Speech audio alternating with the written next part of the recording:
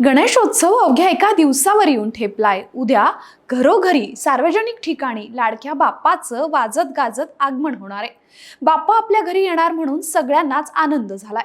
मात्र तरीही गणपती बाप्पाच्या संदर्भात काही धार्मिक श्रद्धा आहेत ज्या आपल्याला माहितीच नाहीत. अगदी त्याच पद्धतीनं गणपतीच्या संदर्भातली एक प्रथा म्हणजे जेव्हा आपण गणपती घरी आणतो तेव्हा तो झाकून आणतो. मात्र ही प्रथा का आहे याचा प्रश्न तुम्हाला कधी पडलाय का? नसेल तर याच संदर्भात अधिक माहिती जाणून घेऊ. खरं तर शहरात असो वा गावी गणपती घरी आणताना तो नेहमी झाकूनच आणावा असं आपले आजी आजोबा नेहमी सांगतात.